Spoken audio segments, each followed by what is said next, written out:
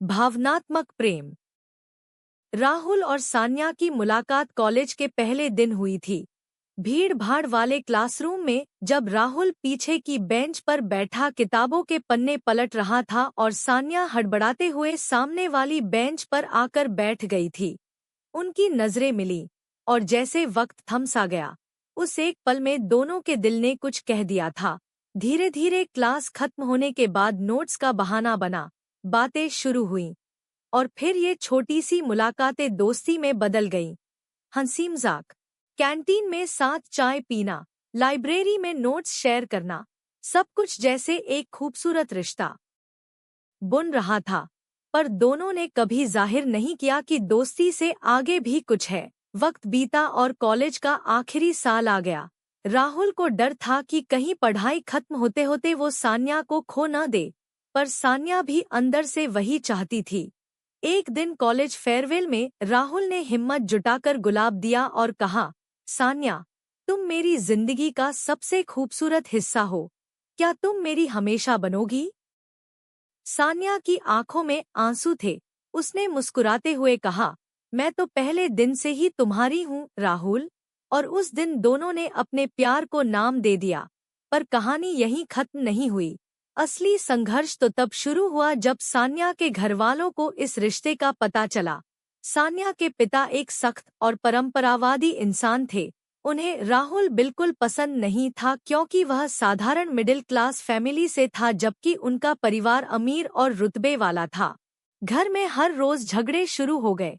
सान्या रो रो कर कमजोर होने लगी, पर राहुल हमेशा उसे संभालता, कहता, प्यार आसान नहीं होता, पर अगर हम सच्चे हैं तो पूरी दुनिया भी हार जाएगी। सान्या की माँ उसके आंसुओं को देख पिघलती, पर पिता का गुस्सा इतना बढ़ चुका था कि उन्होंने सान्या की शादी किसी बिजनेस पार्टनर के बेटे से तय कर दी। वो दिन सान्या के लिए मौत से भी बदतर था। उसने राहुल को फोन किया और कहा, राहुल, मैं टूट रही हूँ, मुझे बचा लो। राहुल ने भी कसम खाई कि वह अपने प्यार को खोने नहीं देगा। शादी के दिन जब सब लोग तैयारियों में लगे थे, सान्या दुल्हन के कपड़ों में आंखों से आंसू बहा रही थी। तभी अचानक राहुल अपने दोस्तों के साथ वहां पहुंचा।